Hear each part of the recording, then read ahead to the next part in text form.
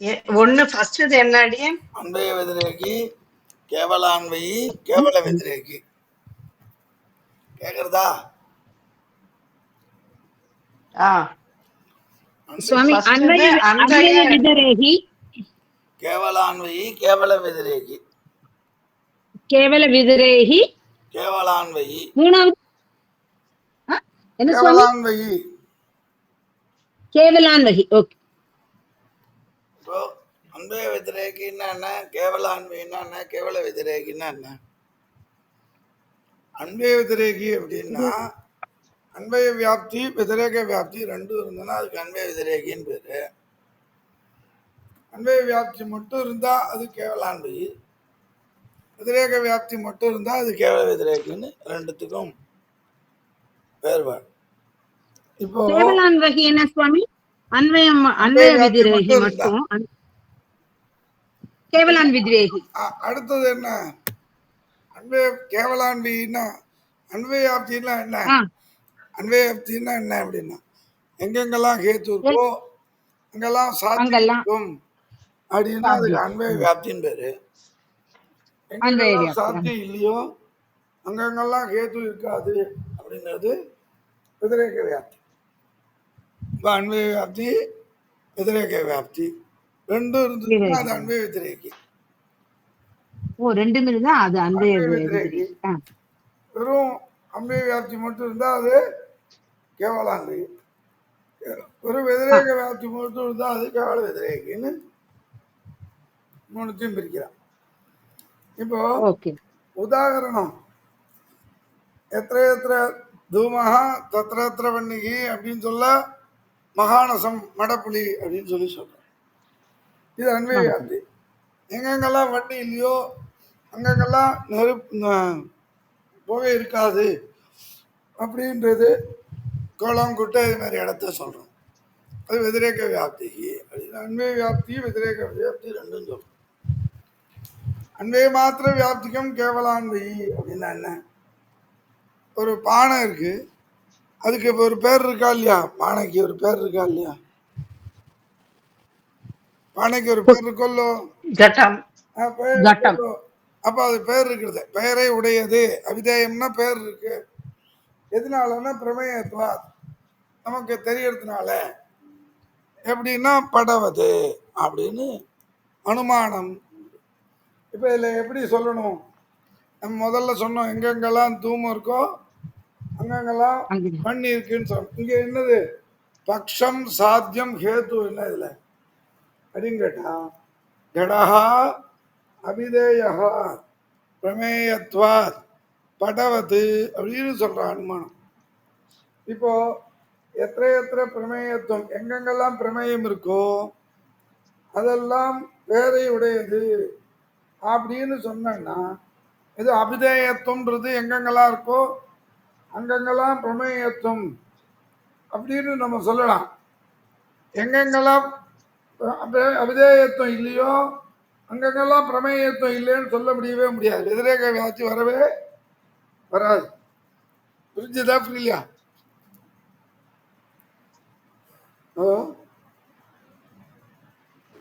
சுவாமி இன்னொரு தடவை சொல்லுங்க சுவாமி. சொல்றேன். கொஞ்சம்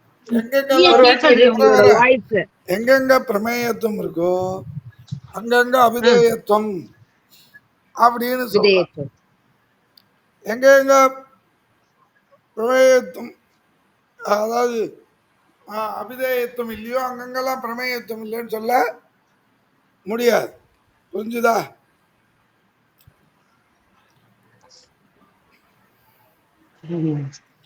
புரிஞ்சுதா புரியலையா? அபிதேயத்துவம்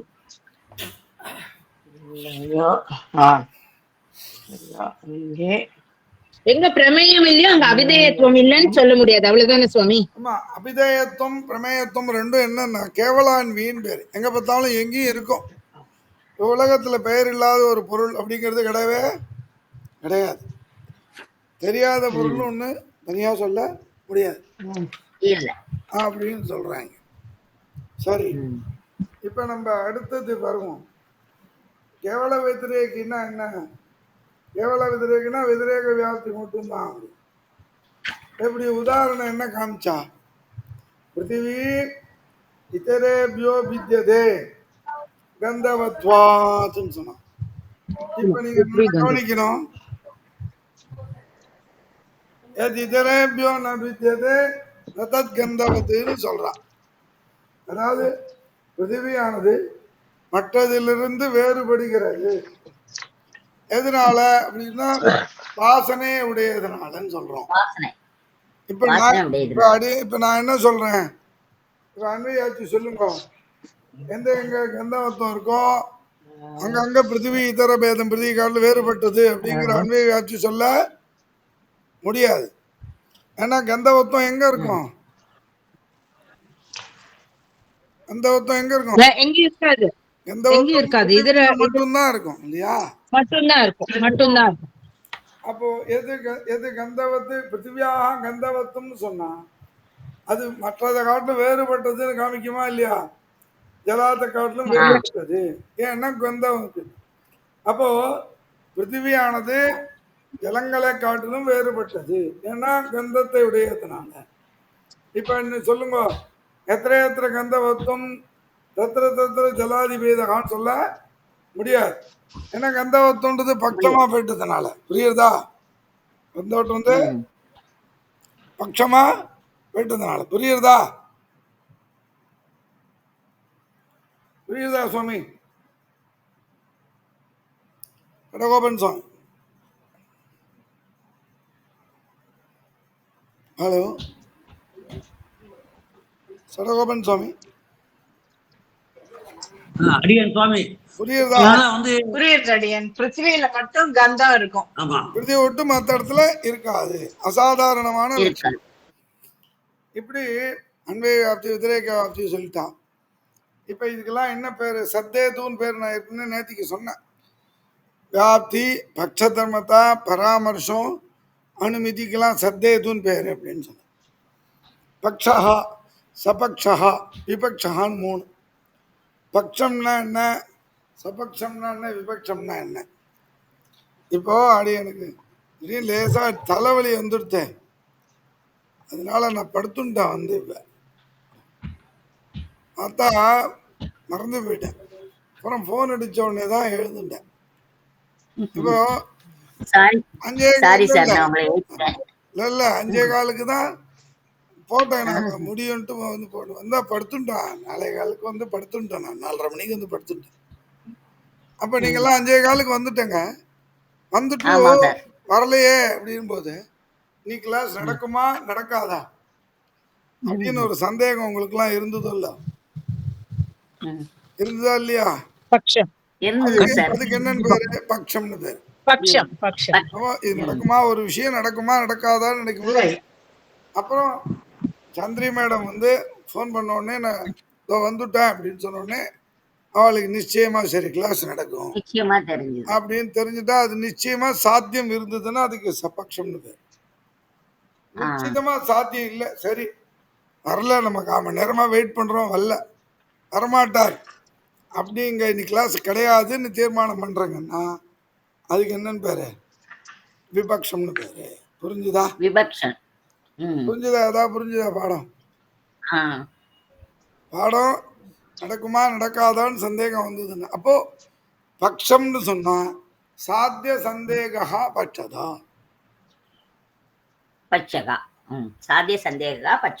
சுவாமி. இங்க பாருங்க, இப்ப மதுராந்தகத்துல பயங்கரமா இருட்டின்னு வந்திருக்கு சுவாமி. இப்ப கரண்ட் போயிடும் போல இருக்கு.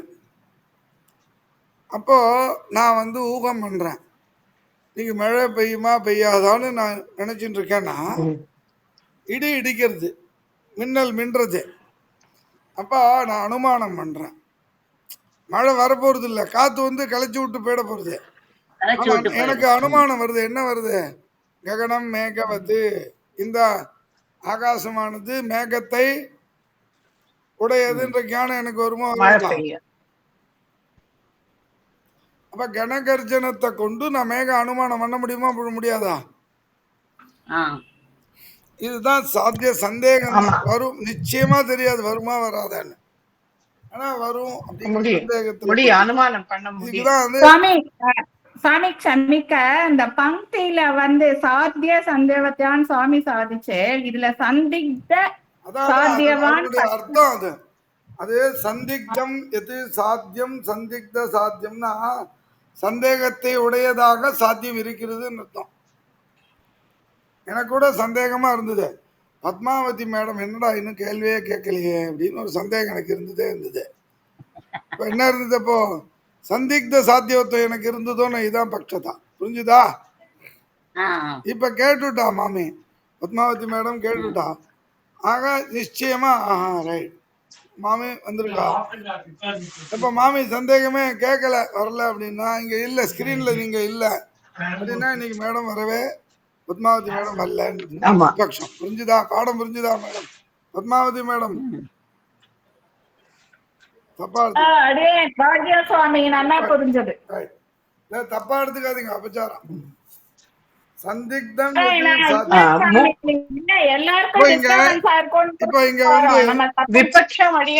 விபக்ஷம்னா நிச்சயமா சாத்தியம் இருக்கவே இருக்காது, கண்டிப்பா இருக்காது. இந்த குளத்துல ஜலமே இருக்கவே இருக்காது அப்படின்னு சொல்றோம். நிச்சயமா இல்லையோ சாத்தியம் எங்க நிச்சயமா இல்லையோ அது விபக்ஷம். இப்போ நீங்க 5:30 மணி வரலும் வெயிட் பண்ணுங்க, 5:30 மணி வரலும் அடியன் வரல, சரி இன்னைக்கு கண்டிப்பா கிளாஸ் நடக்காது நான் வாவா போயிருந்தானா அது நிச்சயமா கிளாஸ் இல்லைன்னு தீர்மானம் பண்ணா அதுக்கு விபக்ஷம். புரிஞ்சுதா? பக்ஷா சபக்ஷா விபக்ஷா. நேற்றுக்கு என்ன நடத்தினேன் அப்படின்னா ஏத்வாபாசம் ஆரம்பிச்சான்.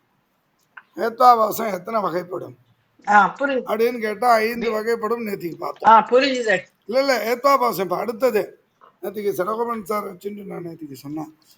என்ன அப்படின்னு கேட்டா சுவாமி அடியன் கூட வரல சுவாமி, இன்னொரு தடவை சொல்லிடுங்க சுவாமி. அடியன் அதான் இப்ப சொல்றேன். சவ்யபிச்சாரா அனைகாந்திகா 5 என்ன ஏத்வாபாசம்? சவ்யபிச்சாரா விருத்தா சத்வதிபட்சா அசித்தா பாதிதாக பஞ்சஹேத்வாபாசா. சுவாமி ஏத்வாபாசம்னா என்னன்னு முதல்ல சொல்லாம நீங்க பாட்டுக்கு சொல்றீங்களே அப்படின்னு கேட்டா, ஏத்வாபாசம்னா என்னன்னா ஹேதுவத்து ஆபாசந்தே, ஹேது மாதிரி இருக்கும் ஆனா ஹேது இல்லை, துஷ்டஹேதவான்னு அர்த்தம். இப்போ ஒருத்தரை பார்த்து லோகத்துல அந்த துஷ்டம் வரான் இன்னொருத்தரை பார்த்து சொன்னான்னா அவங்கிட்ட தோஷம் இருக்கு அதனாலதான் நான் துஷ்டன்னு சொல்றோம், இல்லைன்னா சொல்லுவோமா? அதே போல இந்த 5 கேத்வாபாசத்துல ஹேதுவானது தோஷத்துடையதா இருக்கிறதுனால அதுக்கு துஷ்டஹேதவகான்னு பேரு. இப்போ முதல்ல சவிபிச்சாரகன்னா என்ன? லோகத்துல சொல்றது உண்டோன்னு எபிச்சாரி அப்படின்னு பிரயோகம் பண்ணுவா இல்லையா? லோகத்துல யாரையா தப்பா சொல்லுவா இல்லையா? அப்ப வெபிச்சாரின்னு ஏன் சொல்றோம் அப்படின்னா, வெபிச்சாரகா அப்படிங்கிற தோஷத்தை உடையதுனால அதை வெபிச்சாரின்னு நம்ம சொல்றோம் இல்லையா? கரெக்டா? இப்போ சந்திரி மேடத்துக்கு ஒரு சந்தேகம் வந்துடுச்சு, என்ன வெபிச்சாரின்னா என்ன, வெபிச்சாரம்னா என்ன அப்படின்னு கேட்டா, நான் அடியன் நாளைக்கு இல்லை அடுத்த கிளாஸ்ல நான் ஒரு சார்ட் மாதிரி ப்ரிப்பேர் பண்ணி அதை முடிஞ்சா அனுப்புறேன். என்ன அப்படின்னு கேட்டா, இந்த சந்திரா மேடம் இருக்காங்க, சந்திரா மேடம் முரளி ஜி முரளிங்கிறது யாரு மேடம், அவ எழுதுறா. நேற்றுக்கு சௌந்தர்யா மேடம் வந்திருந்தாங்க. அவங்க நான் சொன்னேன் 4 விஷயம் என்னென்ன, வியாப்தி பக்ஷ தர்மதா பராமர்சம் அனுமதி, இது 4த்தையும் ஒரு பக்கம் எழுதிக்கணும்.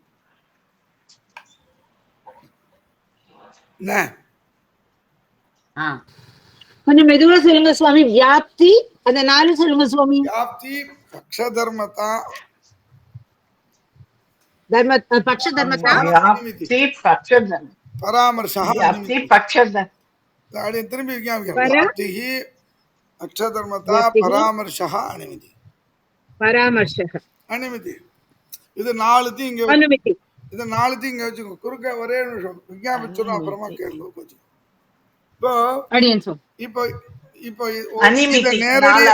இப்போ இந்த 5 இருக்கு, ஏத்வாபாசத்துல 5 இருக்கு இல்லையா?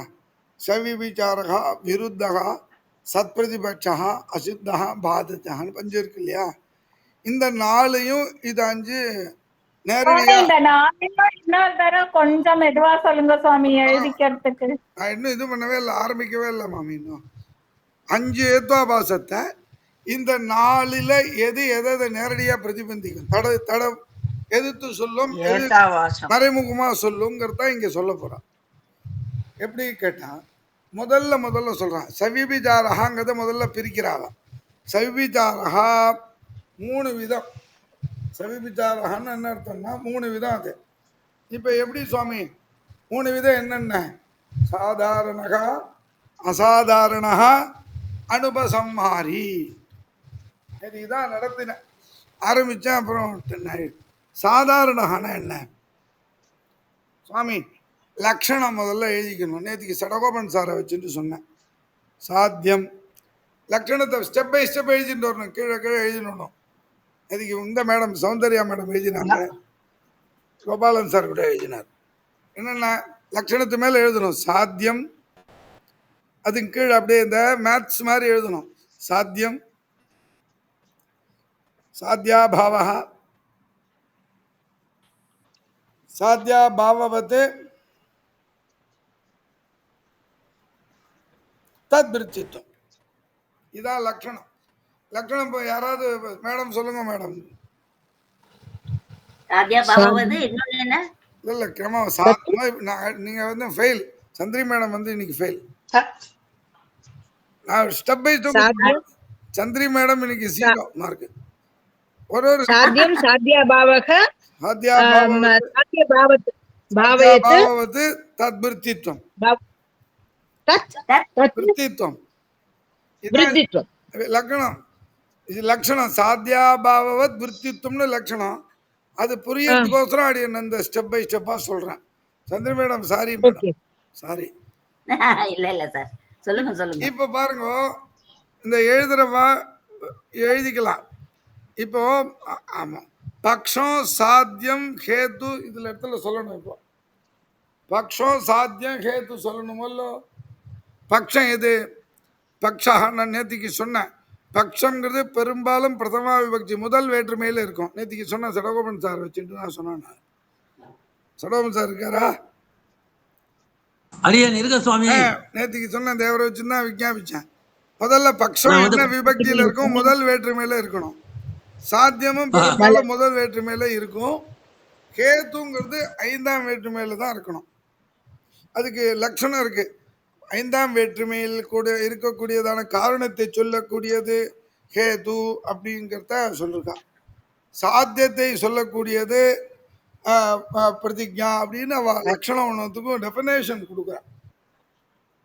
இப்போ பர்வதகா வன்னிமான் பிரமேயத்வாத். இப்போ சுவாமி சந்திரி மேடம் கேட்குறான், நீங்கள் என்ன வன்னிமான்னு சொல்கிறீங்க? பிரதமா விபக்தி பதமா அப்படின்னா வன்னிமான் அப்படிங்கிற சப்தம் அதாவது மது பிரத்யாந்த சப்தம். மது பிரத்யாந்த சப்தம்னா எப்படின்னா, உங்களெலாம் நீங்கள் ராமாயணம் சேர்ச்சிருப்பேன், நீங்களாம் பெரியவாள்லாம்.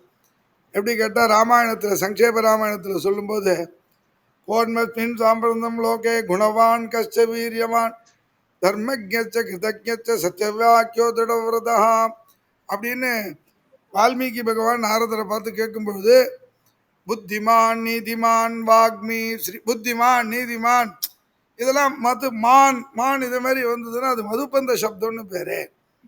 எப்படி சுவாமி தெரியறது அப்படின்னு கேட்டா பாணினி என்ன பண்றாரு, அழகா சொல்றாரு. மது அப்படிங்கிற பிரத்யம் எங்க வரும் அப்படின்னு கேட்டா சம்பந்த போதகமான சப்தம். தத்து அஸ்மின் அஸ்தி இது மது. தத்து அஸ்மின் புத்திகி அஸ்மின் அஸ்தி இது புத்திமான். ஞானம் அஸ்மின் அஸ்தி இது ஞானவான். நீதிகி அஸ்மின் அஸ்தி இது நீதிமான். இது அந்த அந்த குணத்தை உடையது. தத்குணமான சப்தத்தை சொல்றதுனால அதுக்கு என்னன்னு பேரு மத்துப்புன்னு சொல்றேன். நிறைய இன்னும் நிறைய டெஃபினேஷன்லாம் அந்த வியாக்கரண சாஸ்திரத்தில் நிறைய சொல்லிட்டு போறான். அது அவகாசம் கிடைக்கும் போது அதை விஞ்ஞாபிக்கிறதுக்கு அவகாசம் கிடைக்கும் போது விஞ்ஞாபிக்கிறேன். இப்போ இந்த இடத்துல அடைய வன்னிமான்னு வந்திருக்கு. வன்னிமான்னு என்ன அர்த்தம்? வன்னியை சம்பந்தத்தை அவ்வளவுதான் முடிஞ்சு போச்சு. சூப்பர். சௌந்தர்யா மேடம் வந்து இன்னைக்கு 10 மார்க்ஸ் வாங்கிட்டாங்க இன்னைக்கு. அப்போ महोदय अतिथिः आगच्छति यदा विलम्बेन अस्तु धन्यवादः இப்போ क्षम्यतां महोदय முடிச்சுட்டேன் கடைசி நிமிஷம். பர்வதா வன்னிமான் பிரமேயத்துவாதுன்னு சொல்லும் பொழுது இப்போ எழுதினால யாரும் எழுதினா சொல்ல சாத்தியம் எதுங்க வன்னி இல்லையா? வன்னிமான்னு சொல்லும்போது வன்னின்னு சொல்லணும். இந்த இடத்துல மதுபந்த சப்தமா சொல்ல வேண்டியதில்லை. வன்னி உடையது அப்படின்றதுனால வன்னி அப்படின்னு சொன்னா போறோம். சாத்தியம் சாத்தியாபாவா எது? वह्नि வன்னியபாவா வன்னி இல்லாதது அர்த்தம். சாத்தியாபாவத்து வன்னி இல்லாததே உடையது எது அப்படின்னு கேட்டா குளம் सात्याभावः குளம் குட்டையெல்லாம் இல்லையா? வன்னி இல்லாத நெருப்பு இல்லாத இடம் எதுன்னா குளம் குட்டை தானே. जलं ஜலகிருதம்னு நம்ம சொல்றோம். இதுல அதுல பிரமேயத்துவம் அது தெரியறதோ இல்லோ, கண் முன்னாடி நமக்கு தெரியுமோ, நமக்கு ஜலம் இருக்கிற இடத்துல நெருப்பு இருக்காது அப்படிங்கிறது தெரியும். அப்ப அந்த பிரமேயத்துவம்னு சொல்லக்கூடியதான ஹேத்துவை கொண்டு எதை சொல்றோம்? இந்த இல்லைன்றத சொல்றோமோ, பிரமேயத்துவன்ற ஹேதுவானது வெபிச்சாரத்தை சொல்றதுனால அயம் ஹேது வெபிச்சாரி. புரியுதா? எப்படின்னா சந்திரி மேடத்துக்கு ஒரு சந்தேகம் வருது. தெரியறது எல்லாமே இது இல்லாததுன்னு சொல்ல முடியுமா சுவாமி? இப்போ எனக்கு சந்திரி மேடம் தெரியுறாங்க, வீடியோவில் தெரியுறாங்க. அந்த ஃபோட்டோவில் பார்த்தா அவங்கள பார்த்தா வைஜி பார்சாரதின்னு அந்த வைஜி மகேந்திரனுடைய அம்மா இருந்தாங்க. வைஜி மகேந்திரனுடைய அம்மா மாதிரி இருக்காங்க சந்திரி மேடம். இல்லை வைஜி அவங்க பேர் என்ன? சுலோச்சனா பார்த்தசாரதி. அவங்க மாதிரி இருக்காங்க. யாரு? ராஷ்மி ராஜலட்சுமி. ராஷ்மி ராஜலட்சுமின்னு பேரு. ஓ இல்ல, வைஜி பார்த்தசாரதி அவங்களுடைய வைஃப் மாதிரி அவங்க இருக்காங்க. ஆக இப்ப அவங்கள பார்த்து அவங்கள மாதிரி இருக்காங்கன்னா அவங்களா இல்லையே? அவங்க இல்லையே. அவங்க இல்ல. ஆனா அந்த ஒற்றுமையை வச்சுட்டு நம்ம சொன்னாலும் அது தப்பு இல்லையா? அந்த மாதிரி முக ஜாடையை வச்சுட்டு ஒருத்தர இதுதான் சொல்றதுங்கிறது. அப்ப அந்த காரணத்தை கொண்டு அதை நம்ம ஸ்தாதிச்சோம்னா அந்த ஹேத்து தோஷத்தை உடையதுன்னு. இதுதான் சவிபிச்சாரா அப்படின்னு சொல்லி சாதாரணகான் பேர். இப்ப ரெண்டாவது சந்திரா மேடம் வந்திருக்காங்க. ரெண்டாவது நடத்தலாமே அப்படின்னு சொல்லி என்ன அப்படின்னு கேட்டா, சர்வ சபக்ஷ முடிஞ்சா எழுதிக்கிறதா இருந்தா எழுதிக்கலாம். இதையும் ஸ்டெப் பை ஸ்டெப்பா எழுதிக்கணும் சுவாமி. சர்வ சபக்ஷ விபக்ஷ வியாவிருத்தா. வியாவிருத்தகான்னா என்ன சுவாமி அப்படின்னா வேறுபடுத்தி காமிக்கிறதுன்னு சொல்றோம். வியாவிருத்தகான்னு என்ன? வேறுபடுத்தி காமிக்கிறது. எதுலேருந்து வேறுபடுத்தி காமிக்கிறது? சபக்ஷத்திலேருந்து வேறுபட்டது, விபக்ஷத்திலேருந்து வேறுபட்டது, பக்ஷத்துல மட்டும் இருக்கிறதுக்கு அசாதாரணா அப்படின்னு பேர். ஹேது தான் இங்க எல்லாம் ஞாபகம் வச்சுக்கணும். ஹேது தான் துஷ்டம். இப்போ உதாரணம் நான் சொல்றேன், நீங்க கரெக்டா சொல்லிட்டோன்னா, சந்திரி மேடம் சொல்லிட்டோன்னா கிளாஸை கம்ப்ளீட் பண்ணிக்கலாம். சொல்லலைன்னா தொடர்ந்து கண்டினியூ ஆகும். இப்போ 1 minute முடிச்சிருவேன். இப்போ கேட்குற என்னன்னா, சப்தகா நித்யகா. சப்தகா நித்யகா எப்படின்னா சப்தத்வாதுன்னா, இந்த சப்தத்துவங்கிற ஹேத்து சபக்ஷத்திலையும் இருக்கக்கூடாது, விபக்ஷத்திலையும் இருக்கக்கூடாது, பட்சத்துல மட்டும் இருக்கணும். பட்சத்துல மட்டும் இருக்கணும். எப்படின்னா சப்தத்துவம் எங்க இருக்கும்? சப்தத்தினுடைய தர்மம் சப்தத்துல மட்டும்தான் இருக்கும். சப்தம் விட்டு மொத்த குணங்கள்ல இருக்குமா? இருக்காது. கீதா மேடம், கீதா முரளி மேடம் மற்ற இடத்துல இருக்குமா? மியூட்ல இருக்கு. இல்ல, கண்ணுக்கு புலனாகாது சப்தம்ங்கிறது. அப்ப சப்தத்துவங்கிற ஹேது சபக்ஷத்திலையும் இருக்காது, அது நித்தியமான பதார்த்தங்களையும் இருக்காது, அனித்தியமான கடவுளாதிகளையும் இருக்காது, சப்தத்துல மட்டும் இருக்கும். அதுக்கு என்னன்னு பேரு? அசாதாரண ஹேது. புரிஞ்சுதா? கரெக்டா புரிஞ்சுதா மேடம்? சுந்தரி மேடம் அசாதாரண ஹேது புரிஞ்சுதா? புரிஞ்சுது. அப்போ இந்த இடத்துல சபக்ஷ வியாவிருத்தகா விபக்ஷ வியாவிருத்தகான்னு சொல்லி அசாதாரணம்னு சொன்னேன். ஆமா. அடுத்து கடைசி இதோட நிறுத்திக்கிறேன் பாடத்தை. அனுபசம்மாரின்னா என்ன சுவாமி? அன்வய திருஷ்டாந்தம். திருஷ்டாந்தம்னா இங்கிலீஷ்ல நமக்கு தெரியும் எக்ஸாம்பிள். அன்வய திருஷ்டாந்தமும் கிடையாது, விதிரேக திருஷ்டாந்தமும் கிடையாதுன்னா அதுக்கு அனுபசம்மாரின்னு பேரு. அன்வய திருஷ்டாந்தம்னா என்ன, விதிரேக திருஷ்டாந்தம்னா என்ன? அப்படியே கொஞ்சம் பேக்கில் போலாம். அன்வய வியாப்தின்னு என்ன சொன்னோம்? எத்திர எத்திர ஹேதுகு தத்திர தத்திர சாத்தியம்னு அன்வய வியாப்தின்னு சொன்னோம். எங்க எங்க சாத்தியம் இல்லையோ அங்கங்கெல்லாம் ஹேது இருக்காதுன்னு அந்த விதிரேக வியாப்தின்னு நம்ம சொன்னோம் இல்லையா? இப்போ இந்த இடத்துல கீதா மேடம் எழுதுறாங்க, என்ன சொல்றாங்க? சர்வம் அப்படிங்கிறது பட்சம். எழுதி அதை வந்து கீழே எழுதிங்க. சர்வம்னு எழுதிட்டு கீழே பிராக்கெட்ல பக்ஷான்னு எழுதிக்கலாம். அனித்யம்னு சொல்லும். ரெண்டாவதுன்னா அனித்யம். ஆமாவா? கரெக்டா? என்ன சொன்னா? பிரமேயத்வாதுன்னு கேட்டு சொன்ன. என்ன சொல்ற? பிரமேயத்வாது. இப்போ இப்போ வந்து வேற என்ன, சடகோபன் சார் இதுக்கு அன்பை பற்றி சொல்லட்டும். சடகோபன் சார் என்ன சுவாமி சொல்லணும்? அன்பைய வியாப்தி சொல்லுங்க. எங்கெங்கெல்லாம் பிரமேயத்துவம் இருக்கும் அதெல்லாம் அனித்தியம்னு சொல்லணும் இல்லையா? ஆமா. எத்திர எத்திர ஹேது தத்திர சாத்தியம்னா தான் அன்பைய வியாப்தி. அப்ப நீங்க என்ன பண்ண, அதுக்கு ஒரு எக்ஸாம்பிள் காமிக்கணுமோ? எதெல்லாம் தெரியுதோ அதெல்லாம் வந்து அனித்தியம்னு சொன்னா அதுக்கு ஒரு எக்ஸாம்பிள் நீங்க காமிக்கணுமா வேண்டாமா? இந்த இடத்துல நீங்க எங்கேயோ வேண்டாம், இங்கே சொல்லுங்க. சர்வம் அனித்யம் பிரமேயத்துவாத்து இடத்துல கேது எங்கெங்க பிரமேயத்துவம் இருக்கோ அதெல்லாம் அனித்தியம்னு சொன்னா அதுக்கு ஒரு அன்வய திருஷ்டாந்தத்தை காமிக்கணும், எக்ஸாம்பிள் காமிக்கணும். சரி சரி. விதிரேக திருஷ்டாந்தம்னா எதெல்லாம் அனித்தியம் இல்லையோ அதெல்லாம் பிரமேயம் இல்லை அப்படின்னு சொன்னா அதுக்கு ஒரு திருஷ்டாந்தத்தை காமிக்கணும். ரெண்டுத்துக்கும் எக்ஸாம்பிள் காமிக்க முடியாது. ஏன் சுவாமி அப்படின்னா, நீங்க பட்சம் என்ன போட்டுருங்க? சர்வம்னு பதம் போட்டுருங்க, எல்லாம்னு சொல்லிட்டுங்க. எல்லாத்துல என்ன சேரும்? நித்தியமும் சேரும் அனித்தியமும் சேரும். அதனால சர்வம்னு பட்சத்தினால அன்வய திருஷ்டாந்தம் காமிக்க முடியாது, விதிரேக திருஷ்டாந்தம் காமிக்க முடியாது. இப்போ அன்வய விதிரேக திருஷ்டாந்தரிதா அனுபசம்ஹாரி அப்படின்னு அனுபசம்ஹாரிக்கு லட்சணம் சொல்லி முடிச்சா இதோட இருக்கட்டும். இந்த 5 ஹேத்வாபாசத்துல முதல் ஹேத்வாபாசம் சவிபிச்சாரா அனைகாந்திகாங்கிறது 3 விதம். சாதாரண அசாதாரண அனுபசம்ஹாரி பேதாத்துங்கிறது இதோட இருக்கட்டும். நாளைக்கு இல்லை, அடுத்த கிளாஸ்.